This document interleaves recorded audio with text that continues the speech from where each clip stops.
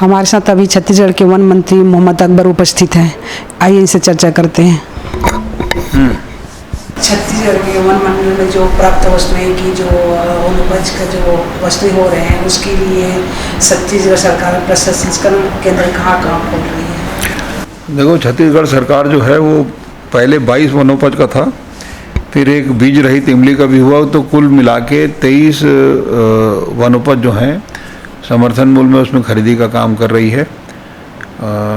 यहाँ पर 901 समितियाँ हैं जो तेंदुपत्ता संग्रहण का भी काम करती हैं। उसमें से 550 समितियाँ ऐसी हैं जो जिसमें लघु वनोपज के बाकी के भी जो उत्पाद हैं वो होते हैं, जैसे महुआ हो गया, इमली हो गया, हर्रा बहरा, इस तरीके का। तो 22 और प्लस एक बीज रहित इमली, तो कुल मिला के 23 जो संग्रहण केंद्र हैं। उन संग्रहण केंद्रों के अंतर्गत जो भी गांव आते हैं तो उन ग्रामों के जो महिला स्वयं सहायता समूह हैं, उन महिला स्वयं सहायता समूह के जरिए ये संग्रहण का काम होगा। संग्रहण करने के बाद जो हमारे जो केंद्र हैं, संग्रहण केंद्र, उपार्जन होगा गांव में, महिला स्वयं सहायता समूह के जरिए संग्रहण केंद्र में जमा होगा और वहाँ से जाएगा वैल्यू एडिशन के लिए। 550 समितियों का है। तो अभी वर्तमान में कहीं बनाई गई है प्रसंस्करण केंद्र? हाँ, वर्तमान में मतलब हर समिति में प्रसंस्करण केंद्र अलग है। 550 समिति है। 550 समिति के अंतर्गत जो गांव आते हैं उन गांवों में पंजीकृत महिला स्वयं सहायता समूह हैं और महिला स्वयं सहायता समूह के जरिए उसको क्रय किया जाएगा। वो जाके संग्रहण केंद्र में जमा करेंगे, वो जाएगा उसमें वैल्यू एडिशन में। अभी जो एलोवेरा से साबुन जो बनाई जा रही है, इसको कितना बढ़ावा मिल रहा है? देखो, ये तो जिस तरीके से जो वर्तमान में परिस्थिति चल रही है और परिस्थिति चलने के कारण हमारे जो 7,887 वन प्रबंधन समिति है उनमें कुछ पैसा जमा होता है। तो जहाँ जहाँ एलोवेरा मिले तो उसको अनुमति दी गई है कि इसमें साबुन बनाने का भी आप शुरुआत करो।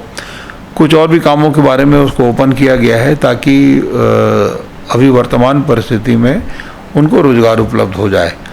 तो एलोवेरा से साबुन या जो वन प्रबंधन समिति के पास बांस कटाई का पैसा उनको दे दिया जाता है वो जमा है, और जो लकड़ी कटाई का जो पैसा होता है टिम्बर, तो उसका 20% उनको दिया जाता है। तो उसे बनाने के लिए उनको प्रेरणा दी गई है।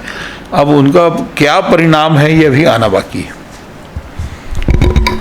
सरकार द्वारा वनोपज वस्तुएं से जो समुचित मूल्य में जो खरीदा जा रहा है, तो इसके लिए क्या विशेष व्यवस्था है? नहीं, पूरी व्यवस्था है। वनोपज का संग्रहण के लिए अभी 50 लाख मॉस्क बना रहे हैं, तो वो 50 लाख मॉस्क भी जो एक परिवार में 5 लोगों को एवरेज लेके पूरे परिवार को दिया जाए। अभी अब 2 दिनों के बाद तेंदुपत्ता संग्रहण का काम चालू होगा। तेंदुपत्ता संग्रहण में जो 13 लाख लोग लगभग उसमें प्रभावित होंगे, 15 लाख पंजीकृत लोग हैं।